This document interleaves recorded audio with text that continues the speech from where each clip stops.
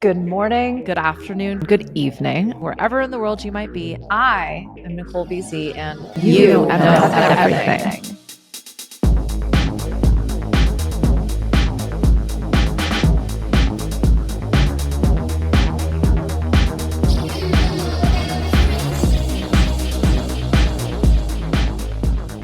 Aloha, welcome back.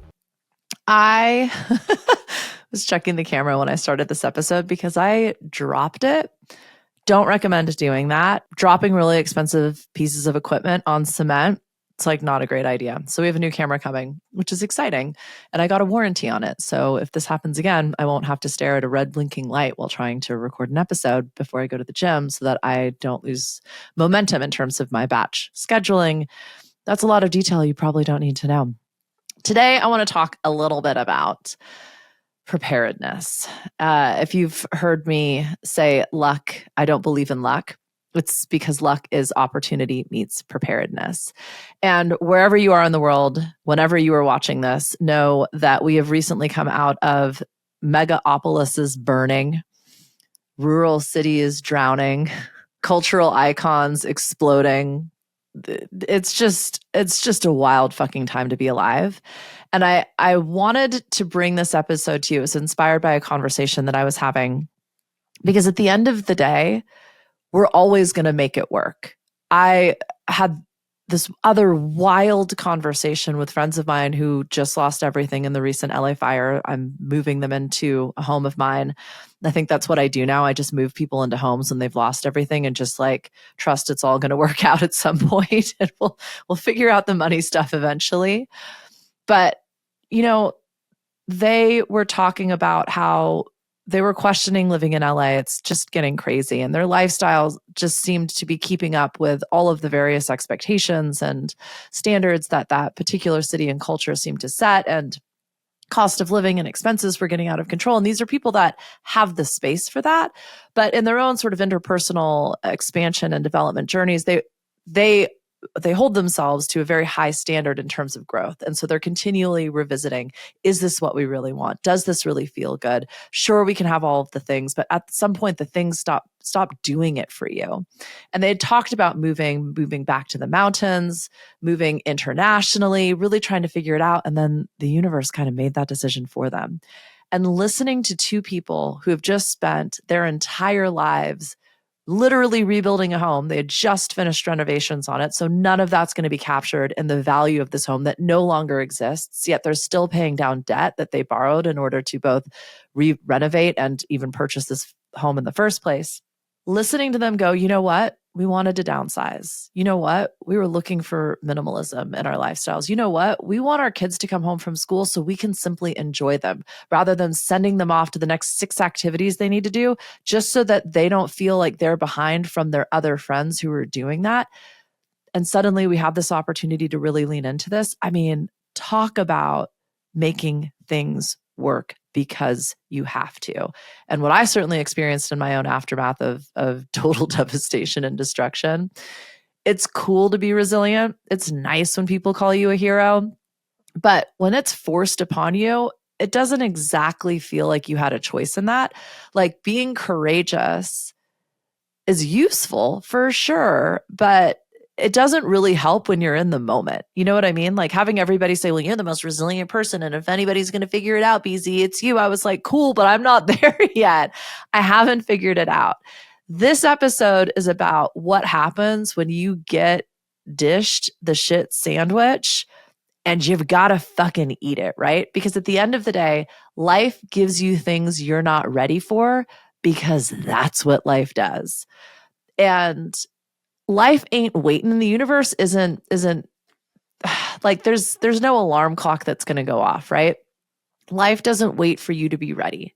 The opportunities that scare you the most, those are the experiences that truly test you, and they build you. They create the person that you've always talked about wanting to be. So today we're going to dive into what it means to rise to the challenge, to take on risks that feel too big and too scary to handle, and to step up to the leadership you didn't know you were capable of, especially when you have no fucking idea how you're going to make it happen and you have zero answers. When people say, well, what are you going to do next? Or what's your plan? Or how are you going to make that happen? It's like, I don't fucking know, but we're doing it, right? So whether it's your career or your business or even your personal life, this is how you stop waiting for the perfect moment and you start creating it instead. So we're going to talk about intuitive decision making. I'm going to go through a couple of case studies about the failures out there, of which there are many, and also the successes. And then lastly, we're going to hopefully loop in a few things that you've probably never even thought about, and I don't think anybody else is talking about in terms of being ready.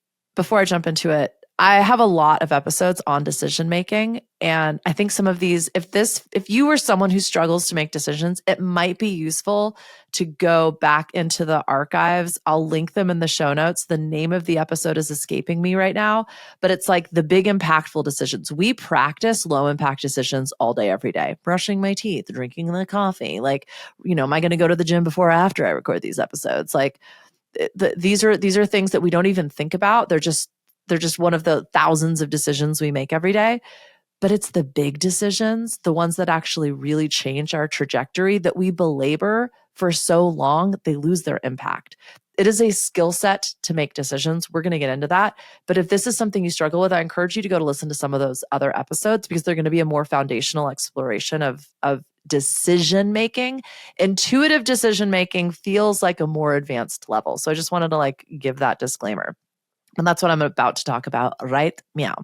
So let's start with a very uncomfortable truth, yet very powerful knowing. Life gives you what you're not ready for. And why? Because being ready is an illusion. Did you hear that in the back? Let me repeat it a little bit louder, a little bit slower. Being ready is an illusion. Growth only happens when you stretch yourself, you fall the fuck over, you get back up again, you stumble. That's it. That's when you are learning. I remember this when I was first learning how to snowboard. And at one point I was like, ooh, I didn't even fall down. Well, then I'm not really pushing myself. I'm not actually trying new things. And not that you have to fall over in order to succeed.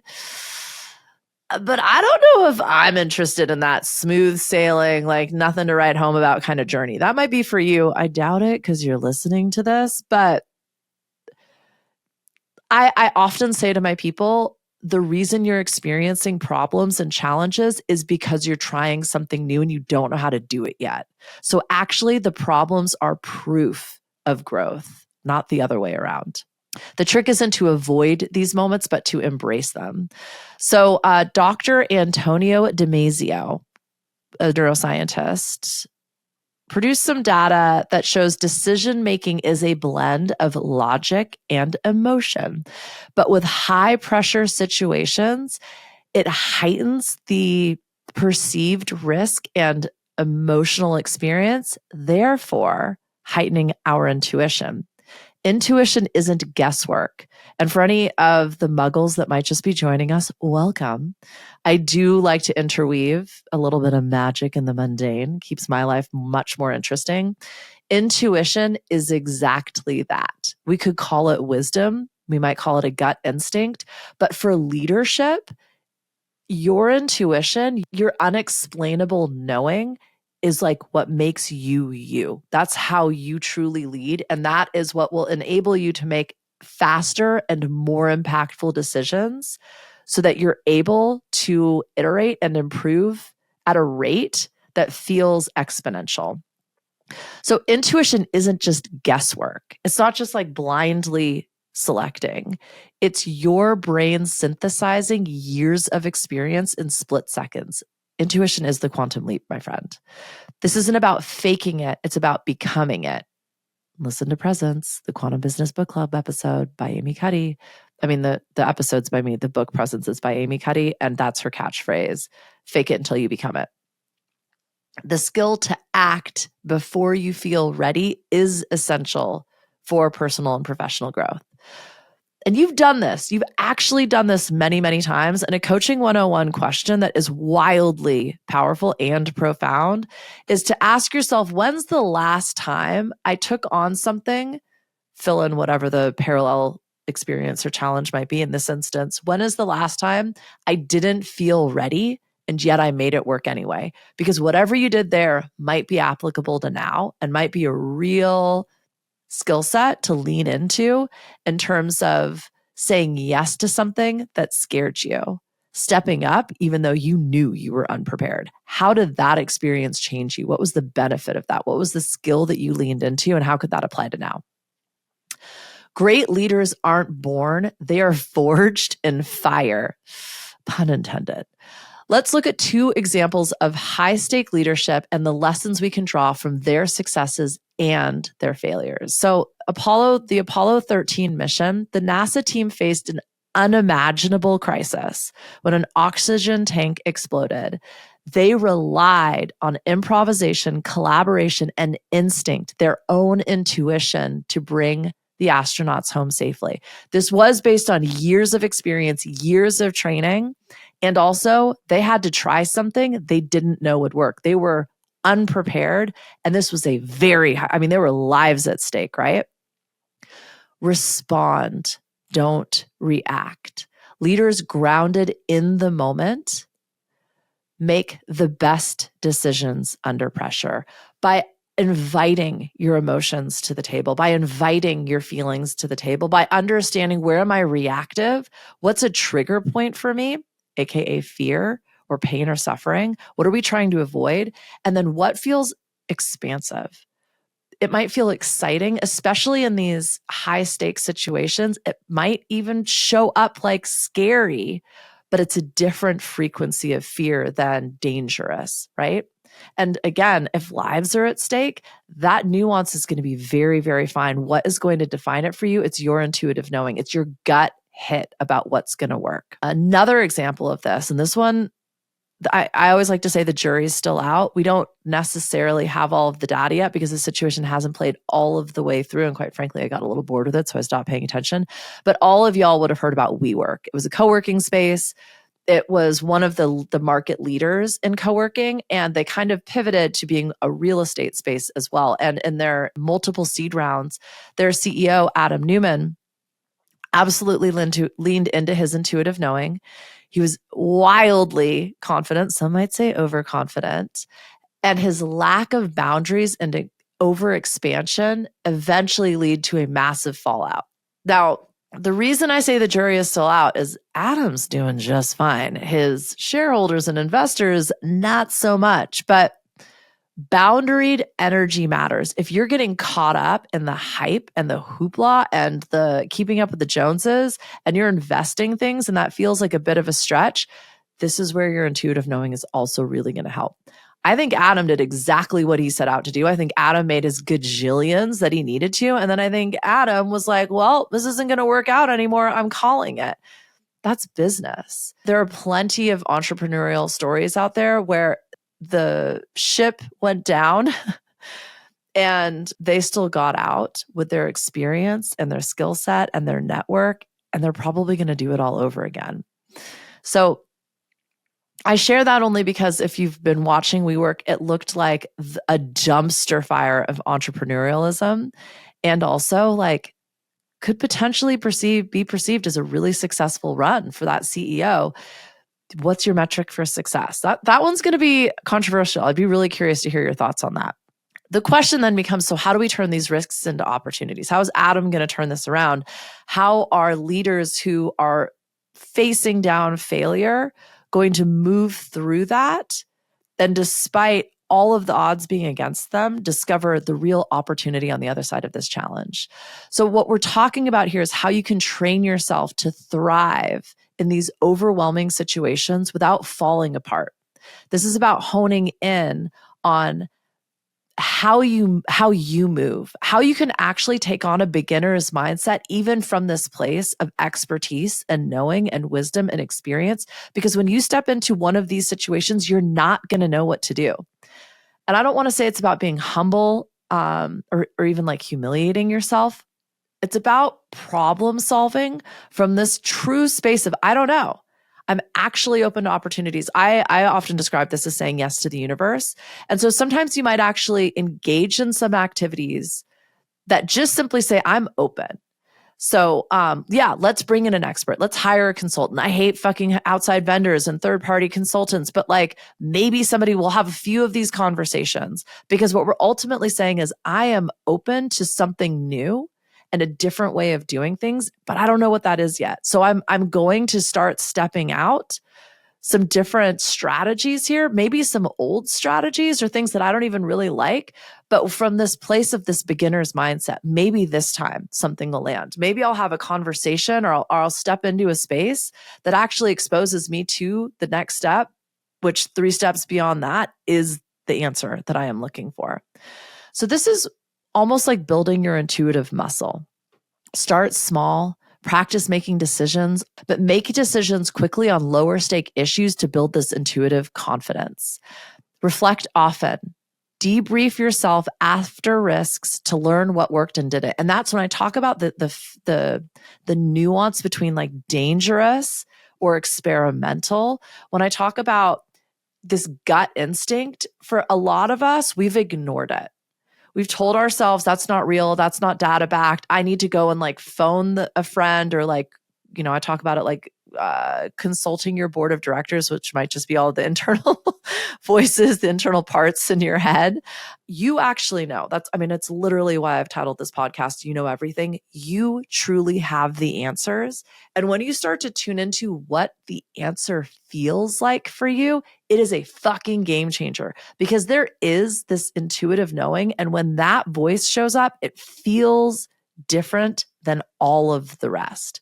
And people are going to forever and always tell you what you should do and what they think is best and where they think this is going to land and how to do it.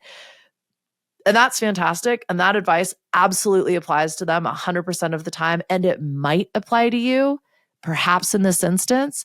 You will know because it will feel differently. It will land differently. And that's why saying yes to these new strategies and these unknown ways of doing things, and like potentially even old things that worked, it's not even about the results they yield. It's just about putting you into this place of like experimentation and this beginner's mindset, so that you can start to discover what like those breadcrumbs feel like, what that white rabbit feels like, the thing that kind of catches your attention and you go, there might actually be something there. It's because of the way it feels. And once you get used to how that feeling shows up for you, again, that's like the blueprint for your success. Protect your energy. Create boundaries that allow you to operate at your peak without sacrificing your well-being. That is a very high level way of saying, like, discover how you work best. That's going to look different for everybody. So I'm not going to get too into it, just because it's a really like complex internal process and a blueprint you discover by kind of going back to step 1. Be experimental, approach things from a beginner's mindset. When you're in a place where you feel fucking stuck, saying yes to everything is like a very quick hack to get out of it. And you can easily create distraction and overwhelm if you haven't discovered yet what a real invitation feels like. And so by creating boundaries, that can look like a work schedule, that can look like a resource, a budget limitation. Limitations can feel almost like an oracle when you play with it. And that's what I mean by boundaries that allow you to optimize. Lead responsively, not reactively. If you're one of those people that's super fiery and you always want to have an answer for everything and everybody always comes to you to know how to get it done, check yourself. When you're in these spaces of overwhelm and crisis and chaos, something's going to hit you. And if it feels unsafe, if it feels destabilizing, if it feels uncertain, you might come out with like a reactivity. No leader likes to show up going, I don't fucking know. That doesn't feel like leadership. And also, it is the most inspired, intuitive place to create from ever. The best, most disruptive, impactful businesses and leaders have stood in that place of uncertainty and unknowing. And that is where they have innovated from. And that doesn't come from being afraid or reacting. It comes from being able to like take a beat and go, okay, I am not emotionally regulated right now. I feel a little bit panicky. I feel a little bit anxious. I feel stressed. That's not where this ultimate game-changing solution is going to come from. So we're not going to react in this moment. We are going to respond. And that can look like, I can't answer that question in this moment. I'm not available in this moment, ghosting in this moment, whatever you need to do to boundary yourself. And then lean into, does this feel like an expansive opportunity, or does this feel like contractive and stuck and reactive? Intuition is trainable. It's not magic, but it sure as shit feels like it. And it's so fun when you're in that flow space. You can manufacture that. Now, I've been saying this and I've actually been playing with this a lot because the last 2 years have been fucking rough. And I look back at everything I've created and been like, I mean, at least we did the damn thing, right? There is a feeling, and you know it when you're fucking there, and you are like desperate for it when you're not. There are ways that you can work to cultivate that feeling. And also, there are deadlines that are going to need to get met without that feeling. These are the realities and the nature of our life and our business. It's simply bringing awareness to the fact that this isn't my best, and that's okay. But I'm not going to send it until it feels like the best. And again, that's going to look different for everybody. Intuition is a skill developed by exposure and reflection. Fail fast, fail often, and pay attention to the patterns. Being willing to accept and choosing this isn't the best and that's okay is completely different than pretending. It's completely different than reacting and avoiding and bypassing. And I say that because what I've certainly discovered is like life is going to continue happening. Like we're not going to always feel ready. And at some point, a deadline's going to pop up that's unavoidable. When we know that and we choose that, it's completely different than just going, whatever, this is fine. If you're saying this is fine, you're at level 3. Energy index assessment, there's a noise occurring and it's very distracting and I don't know what it is. It's fine. I'm choosing that, not just pretending like this thing is not distracting me and I don't know what it is and I'm actually really curious about that now. I can now go, okay, we're going to compartmentalize that. And when I finish recording, I'm going to figure out what the hell it is and maybe not record the next episode. That's a trainable response. And the point being, I think when we talk about intuitive decision making, it might feel a little bit woo, but the reality is that to me is what makes a leader and not a manager. It's this intuitive ability to understand what needs to happen next. I'm going to make that decision instinctively and quickly, recognizing I can course correct at any moment if that didn't feel like the right thing. Boundaries are the key to sustained growth. So creating the space like I just did and going, look, I'm going to make this decision right now to keep on keeping on, knowing that there's something going on in the background. If I watch this and I want to re-record it, I can. If I don't feel like I'm going to be able to push through that, I'm not going to do another one. Like I'm creating this agency and this access in the moment. And granted, this is a very like low impact situation, but like think back to my friends that I shared at the beginning of this episode. They're simply going, you know what? We've been talking about this and these changes, they all just got made for us. Let's just pretend that's because this is exactly what we needed. And on the other side of this is going to be the life we've only ever fantasized about. We've never even said it out loud because I was afraid you liked the house too much and you were afraid that I needed the job too much. And it turns out we didn't need either of those things.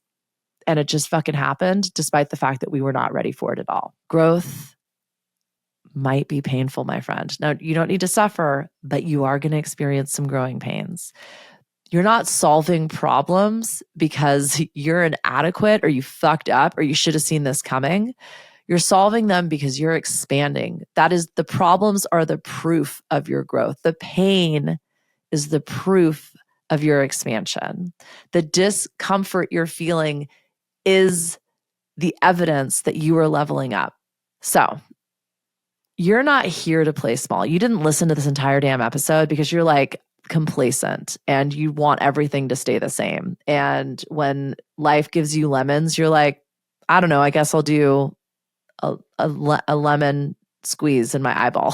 Sorry, I don't know that one played. You are here to make lemonade.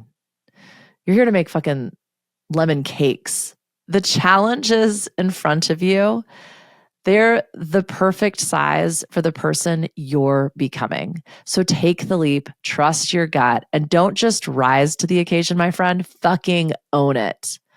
If this video sparked something in you, I hope that it's a fire. God, I should really not use the fire analogies anymore. I'm gonna redact that. This isn't about taking on a beginner's mindset all of the time. I think that's actually a little kind of cliche, because what I'm asking you to do is just simply be a willing learner, which you obviously are. You have a growth mindset. That's why you stuck around, not for another fucking fire analogy when the fucking world feels like it's burning down. But to fuel this growth, the energy of knowing that there's a problem and you're going to solve it, especially because you don't know how yet, that's how I think you embrace this willingness to continue to learn and expand and grow despite how fucking uncomfortable and intimidating and overwhelming it might be. This overwhelm is actually because you now have all of this new space to grow into. And by being willing to experiment and test and truly actually play, you will start to discover where the real edges are, where your actual boundaries are. And for the now, that's actually where you just get to set this new little container for yourself. This is enough right now. And you won't burn out like you have in the past because you are understanding your own boundaried energy. And I've got a beautiful workbook called People Pleasing, Building Better Boundaries for People Pleasers. But boundaries are also a verb. And so you get to set this container and play in it until it feels a little too tight and too small. And sometimes that might be because something comes down and kicks down all of these walls. And the thing is you aren't sacrificing anymore. You're not murdering yourself again. You aren't crawling up on some hill to die on. You are actually falling over, getting up, climbing another mountain, getting to the peak, and then seeing that the horizon has all of these peaks, all of these new adventures for you to take on. You're going to take that strength and that wisdom and that knowing with you as you descend. And then you're going to ascend another bigger, badder, scarier, crazier fucking peak. This is about knowing how you work best and harnessing this intuition, this unique blueprint for success so that you can do it over and over again and create your best work yet. The best is yet to come. I promise you that.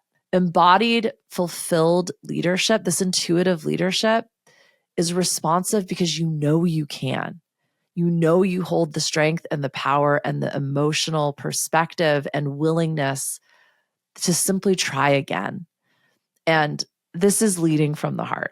As cheesy as that might sound, this is stop letting, your brain, the brain is really good at building that schematic and that blueprint, but your heart is the one that's going to inspire you to step up and keep going, even though the path might feel absolutely impossible or impassable right now. You will course correct and you'll find another pathway towards your destination. And instead of just continually scanning on the horizon, you're just going to be focusing on that one step ahead of you until you get through whatever the fuck this is right now and really lean into it's okay if I don't know what this journey is going to look like exactly. I just need to take one more step. So I'm going to stop there. Thank you for being here. Thank you for joining me. If you've got any questions, if there's anything I can support you with, you know where to find me, NicoleBZ.com. Email me, hello@NicoleBZ.com. Find me on all the socials-ish. The AI bot is absolutely the one showing up there. And, do all the things that everybody always asks you to do all of the time. Bye.